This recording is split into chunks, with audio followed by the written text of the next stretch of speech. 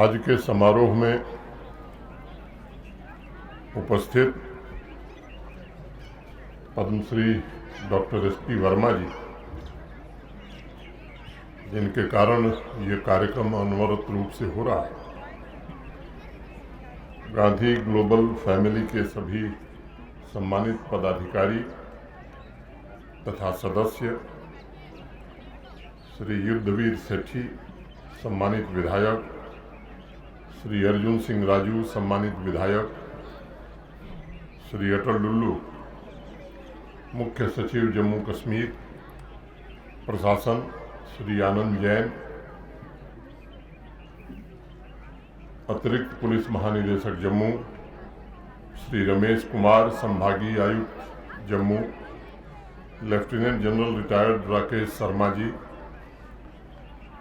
कार्यक्रम में उपस्थित पद्मश्री सम्मान से विभूषित सभी महान हस्तियां, विभिन्न सामाजिक और राजनीतिक क्षेत्रों के आमंत्रित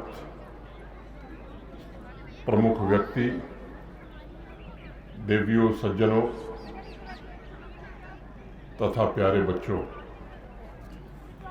पूज्य बापू की पुण्यतिथि पर सबसे पहले मैं उन्हें श्रद्धांजलि अर्पित करता हूं तथा शीश झुकाकर उन्हें नमन करता हूं।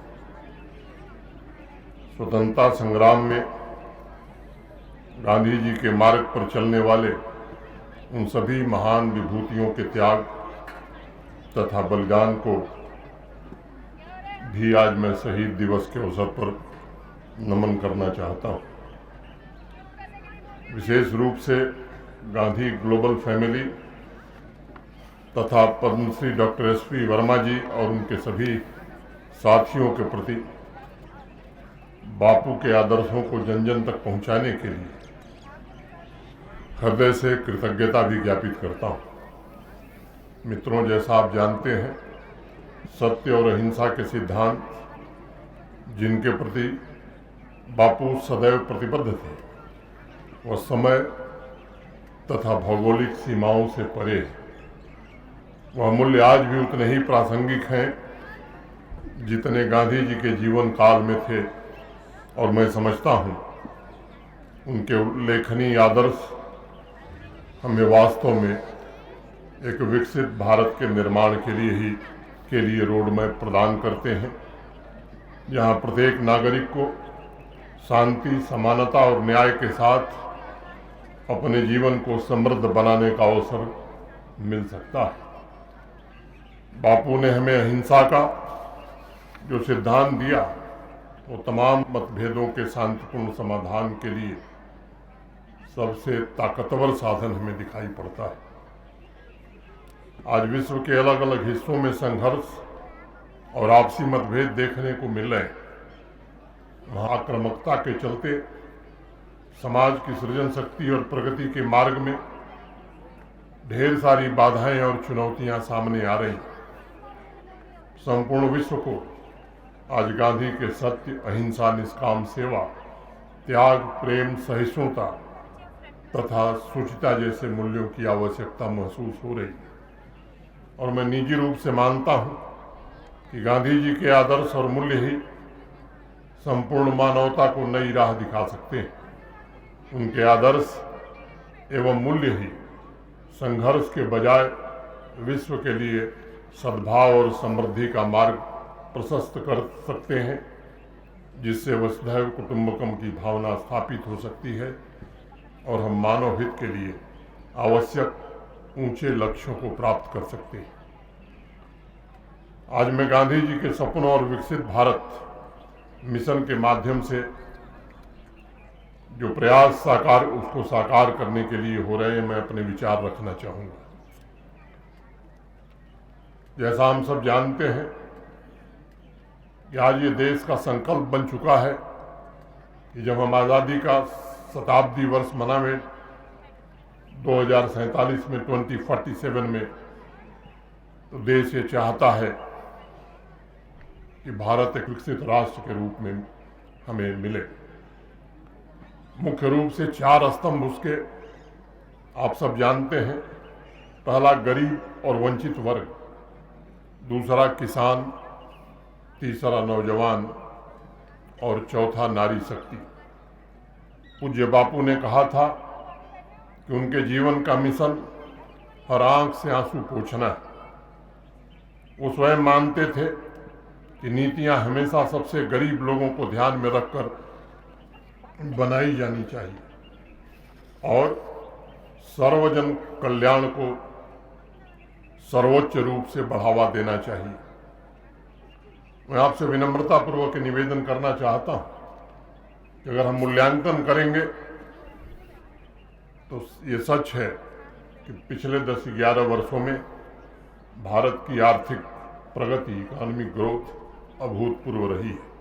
जहां 2014 में विश्व की 11वीं बड़ी अर्थव्यवस्था बने थे, वहां से आरंभ हुई यात्रा आज भारत दुनिया की 5वीं बड़ी अर्थव्यवस्था बन गया और जो अनुमान किया जा रहा है कि 2027 तक दुनिया की तीसरी सबसे बड़ी अर्थव्यवस्था भारत होगा।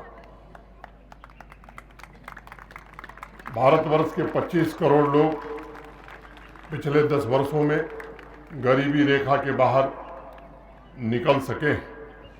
मैं मानता हूं कि पूज्य गांधी जी ने जिस आत्मनिर्भरता और गरीब कल्याण का सपना देखा था, उसकी प्राप्ति के लिए जो आदर्श दिए थे, देश आज उस रास्ते पर चलकर उनके सपनों को साकार करने में शिद्दत से जुटा हुआ है। बापू ने यंग इंडिया के 10 सितंबर 1931 के अंक में जो लिखा था, उसे मैं उद्धृत करना चाहूंगा कि भारत में ऐसी व्यवस्था होनी चाहिए जिसमें गरीब से गरीब लोग भी यह महसूस करेंगे कि वह उनका देश है, जिसके निर्माण में गरीब आदमी की आवाज का भी महत्व है। गांधी जी आगे लिखते हैं कि वैसे भारत के लिए कोशिश करेंगे जिसमें ऊंच और नीच वर्गों का भेद नहीं होगा और जिसमें विविध संप्रदायों में मेल जोल होगा। इसी महीने 4 जनवरी को दिल्ली में एक कार्यक्रम, इसकी झलक आप देख सकते हैं। उस दिन कार्यक्रम में आजादी के बाद दशकों तक लाखों गांवों की बुनियादी जरूरतों से जो गांव वंचित थे, अनेक ऐसे लोग जिनका गांवों से पलायन हुआ था, गरीबी बढ़ी थी, ग्रामीण और शहरी क्षेत्रों के बीच जो खाई बढ़ती जा रही थी, उस कार्यक्रम में को देखने के बाद मन को संतोष हुआ। देश की जो यात्रा है वो हर ग्रामवासी और हर गरीब परिवार को सशक्त बनाने की दिशा में देश आगे बढ़ रहा है। ये सच है कि आजादी के पश्चात दशकों तक गरीबी उन्मूलन के नारे तो लगते थे, लेकिन जमीन पर पिछले दिनों जो परिवर्तन हुआ है वो हमें संतोष देता है। अभी भारतीय स्टेट बैंक ने एक अध्ययन किया है और उस अध्ययन की रिपोर्ट में कहा गया है कि भारत में ग्रामीण गरीबी 2012 में 2012 में लगभग 26% थी। 2024 में घटकर 5% से भी कम हो गई है। पूज्य बापू जी पर अध्ययन के दौरान मैंने पढ़ा था कि 1931 में जब कराची अधिवेशन हो रहा था, बहुत से वक्ताओं ने अलग अलग मुद्दों पर अपनी राय रखी थी।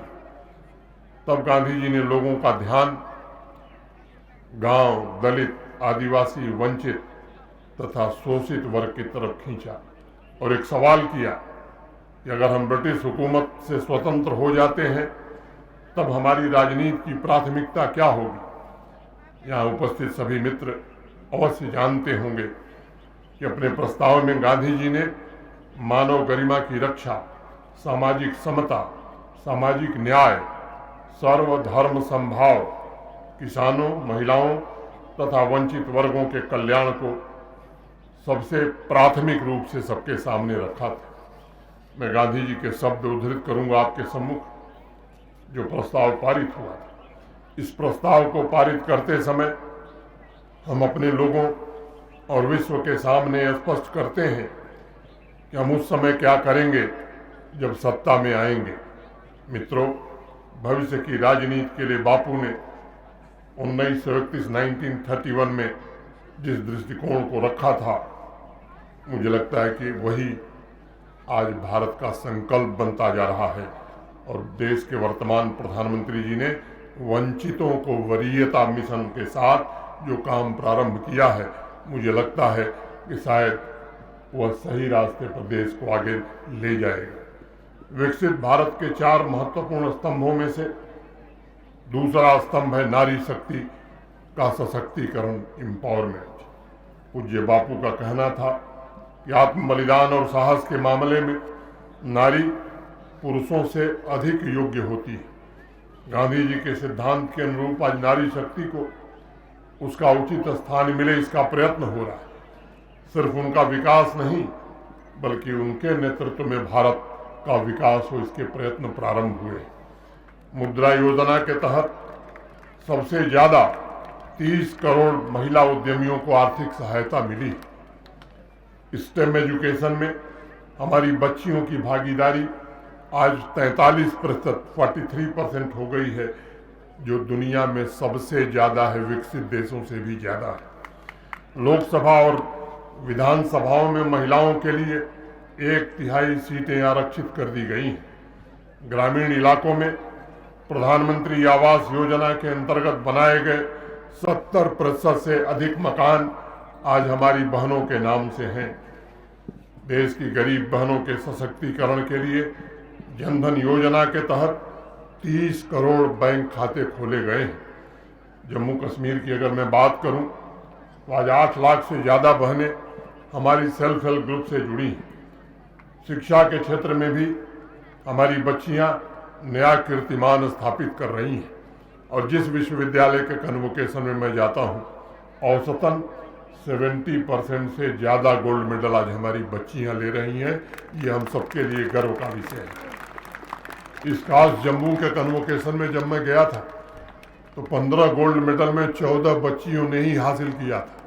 तो कृषि के क्षेत्र में भी बच्चियां बच्चों से आगे निकल रही हैं, हम सबके लिए गौरव का विषय है। सामाजिक आर्थिक विकास की दिशा में ऐसे अनेक काम हुए हैं जिनका मैं उदाहरण दे सकता हूं, लेकिन मैं समझता हूं कि समय ज़्यादा लगेगा। और मैं मानता हूं कि बापू के आदर्शों के प्रति यही तो सच्ची श्रद्धांजलि हो सकती है। विकसित भारत के एक और स्तंभ का उदाहरण मैं आपके सम्मुख रखना चाहूँगा। उस दिशा में जो कार्य हो रहा है वह भी बापू के सिद्धांतों पर ही आधारित है। अपने एक लेख में बापू ने कहा था कि हमारी एक बड़ी जनसंख्या खेतीहर है, किसान है, लेकिन अगर हम उनकी मेहनत के फल से उन्हें वंचित कर देते हैं तो वह सुशासन कभी नहीं माना जाएगा। स्वतंत्रता का उनका दृष्टिकोण अत्यंत व्यापक था और बापू चाहते थे कि समाज का हर एक वर्ग समृद्ध तथा शक्तिशाली हो। उन्होंने 1942 में इस बात को स्पष्ट रूप से कहा भी था, और मैं आई कोट, स्वतंत्रता की मेरी संकल्पना कोई संकुचित संकल्पना नहीं है, बल्कि उसमें मनुष्य की अपने संपूर्ण ऐश्वर्य के साथ पूर्ण स्वतंत्रता भी समाविष्ट है। उन आदर्शों पर चलकर देश तथा जम्मू कश्मीर के खेती किसानी से जुड़े हमारे भाई बहन आगे बढ़ रहे हैं। और मैं आज कह सकता हूं कि एग्रीकल्चर सेक्टर में आमूल चूल बदलाव के प्रयत्न किए गए हैं। होलिस्टिक एग्रीकल्चर डेवलपमेंट प्रोग्राम के रूप में एक ऐसी योजना जम्मू कश्मीर प्रशासन ने बनाई जो जम्मू कश्मीर के किसान भाइयों के लिए अस्थायी आजीविका सुनिश्चित करने का मार्ग प्रशस्त कर रही है। और सही मायने में जो 29 परियोजनाएं होलिस्टिक एग्रीकल्चर डेवलपमेंट प्लान में बनी हैं, लागू होने के बाद मैं पूरी तरह आश्वस्त हूँ कि जम्मू कश्मीर की लगभग 70% आबादी जो खेती और उससे संबंधित एग्रीकल्चर और एलाइड सेक्टर से जुड़ी है, उनके जीवन में बड़ा बदलाव आएगा। जम्मू कश्मीर सही मायने में ब्लू रिवोल्यूशन, व्हाइट रिवोल्यूशन तथा येलो रिवोल्यूशन का साक्षी बन रहा है। जिन गांवों में पर्याप्त प्राकृतिक संसाधन होने के बावजूद किसान को मक्के की एक फसल से संतोष करना पड़ता था, आज वही किसान भाई उनमें से अनेक लेवेंडर, एग्जॉटिक वेजिटेबल आदि फसलों की फसलों के कारण अपनी कमाई में काफ़ी वृद्धि कर पा रहे हैं। हमारे किसान भाई दिन पर दिन इनोवेटिव तरीके अपना रहे हैं। गांधी जी ने हरिजन में लिखे एक लेख में जो बात कही थी मैं उसे उद्धृत करना चाहूँगा। आप भारत के किसान से बात शुरू कीजिए, जैसे ही वह अपना मुंह खोलता है उससे बुद्धिमत्तापूर्ण बातें निकलनी आरंभ हो जाती हैं। मैं मानता हूँ कि हमारा किसान अलग अलग क्षेत्रों में ऊंची उपलब्धियां प्राप्त करने की क्षमता रखता है और उसी को ध्यान में रखते हुए कृषि के उद्यमों से जोड़ा जा रहा है। कृषि को नौजवानों को भी नए बिजनेस इंटरप्राइज शुरू करने के लिए सपोर्ट सिस्टम स्थापित किया जा रहा है और ये प्रक्रिया निरंतर चल रही है। मैं गर्व से कह सकता हूँ कि इस दिशा में जो प्रयास जम्मू कश्मीर प्रशासन ने पिछले 1.5-2 वर्षों में किया है वो अपना प्रभाव दिखाने लगा है और मुझे उम्मीद है देश के अग्रणी किसानों में हमारे जम्मू कश्मीर के किसान भाइयों का नाम भी अवश्य दर्ज होगा।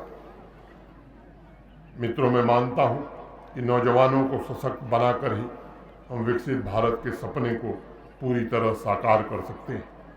गांधी जी ने कभी कहा था कि जिम्मेदारी युवाओं को मृदु और संयमी बनाती है ताकि वे अपने दायित्वों का निर्वहन करने के लिए तैयार हो सकें। जम्मू कश्मीर में लंबे समय तक यहाँ का युवा सरकारी नौकरी पर ही आश्रित हुआ करता था। उनके स्वरोजगार के सपनों को पूरा करने का पिछले कुछ वर्षों में गंभीर प्रयास हुआ है। 4-5 वर्षों में जहाँ पारदर्शी तथा योग्यता के आधार पर सरकारी नियुक्तियां की गई हैं, वहीं स्वरोजगार से जोड़ने के भी अनेक प्रयास हुए और अब युवाओं के स्वरोजगार के लिए मिशन युवा करके जो योजना जम्मू कश्मीर प्रशासन ने बनाई है, मैं उम्मीद करता हूँ यहाँ के युवा निश्चित रूप से देश के बाकी हिस्सों से बेहतर रोजगार पा सकेंगे। मेरी अपेक्षा है कि नौजवान समाज के प्रति अपनी जिम्मेदारियों और कर्तव्यों को भी समझें तथा उन्हें निभावें। पूज्य गांधी जी ने एक बार कहा था कि लोग स्वराज्य चाहते हैं, मैं भी स्वराज्य चाहता हूँ, लेकिन स्वराज्य मिलने का ढंग मेरा दूसरा है। पहले खुद काम करो, पीछे से सरकारी मदद लो। सरकारी मदद पहले नहीं मिलेगी। अगर इस भाव से हम आगे काम करेंगे, पहले खुद आगे बढ़ेंगे, तो प्रशासन और सरकार भी आपके पीछे आएगा। बड़े स्पष्ट शब्दों में बापू ने कहा था कि अधिकार प्राप्ति का उचित माध्यम कर्तव्यों का निर्वहन होता है। आज उनकी पुण्यतिथि पर हम सभी को उनके सिद्धांतों के पालन का संकल्प लेना चाहिए। जैसा वर्मा जी ने बताया, पिछले 4 वर्षों से ये प्रयत्न हो रहा है कि बापू की जब जन्म जयंती मनाई जाती है तो 5 सितंबर को डॉक्टर राधाकृष्णन जी का जन्मदिन होता है, जिसे जम्मू कश्मीर शिक्षक दिवस के रूप में देश की तरफ मनाने लगा है और उसके बाद से ही बापू जयंती के कार्यक्रम प्रारंभ हो जाते हैं। इस वर्ष भी वो कार्यक्रम उसी तरह, अभी मैं अपने मुख्य सचिव अटल डुल्लू जी से बात कर रहा था, मैंने कहा कि ये कार्यक्रम अनवरत उसी तरह से जैसे चल रहा था वैसे चलता रहेगा। इसी से जम्मू कश्मीर में शांति, सद्भाव और विकास स्थापित हो सकता है। मैं समझता हूँ तो 19वीं सदी का भारत हो, 20वीं सदी का भारत हो या 21वीं सदी का भारत हो, बापू तब भी महत्वपूर्ण थे, बापू आज भी महत्वपूर्ण हैं और बापू आगे भी सबसे महत्वपूर्ण रहेंगे। यही बात कहते हुए मैं एक बार पुनः पूज्य गांधी को श्रद्धांजलि अर्पित करते हुए उन्हें नमन करता हूं और उस पीढ़ी बच्चों के प्रति हृदय से आभार व्यक्त करता हूं। बहुत बहुत धन्यवाद। नमस्कार।